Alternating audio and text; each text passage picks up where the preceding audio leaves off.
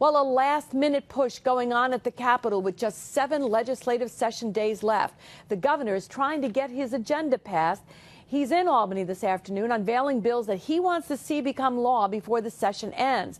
The governor's press conference is expected to start any minute now, and our Capitol correspondent, as you can see, Pat Bailey there, live with a preview for us. And Pat, how about it? What do we expect the governor to say? How's he going to persuade these guys and gals? Well, it all depends on what he's going to talk about, and we expect him to talk about campaign finance and ethics reform.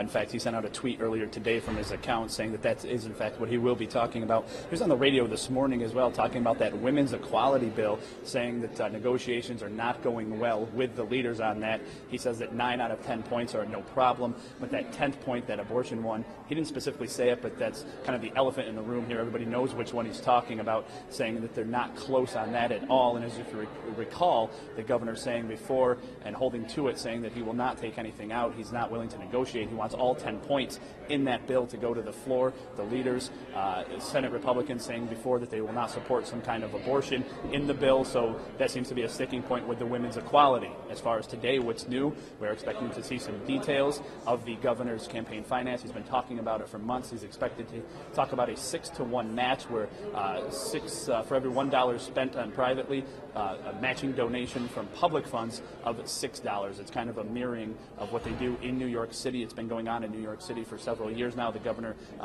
earlier in the year saying that he would like to see some kind of platform just like New York City's, except statewide with statewide elections. So again, the governor is expected to speak here in about 5 minutes or so, and we'll be inside and we'll bring it all for you tonight, Liz, tonight at 5 and 6 on CBS 6. Yeah, I'm just wondering, Pat, what his chances of success are. Do we know? Well, I think it depends on which bill. I mean, there's been private leaders meetings going on the last couple of weeks. In fact, there was one last night. Nobody knows what's going on in those leaders meetings. They are behind closed doors, but one has to assume they're talking about obviously a myriad of things. One, that women's equality bill. But as far as the campaign finance going, I talked to the chairman of the Senate Finance Committee, John DeFrancisco, just a short time ago before we came here. He does not like the idea of using public funds in campaigns. In fact, one of the quotes he told me, and we'll hear it a little later on, he says, "Why would I want to give my taxpayer dollars to somebody that I fight with on the floor that I philosophically don't agree with?" So that certainly is probably going to be a sticking point as well as these negotiations go on. Yeah, I would say so. We'll look forward to hearing from the governor. Perhaps we'll be able to listen in live when he does get there and holds his press conference. And we'll look forward to your report later on tonight. Pat Bailey, thanks a lot.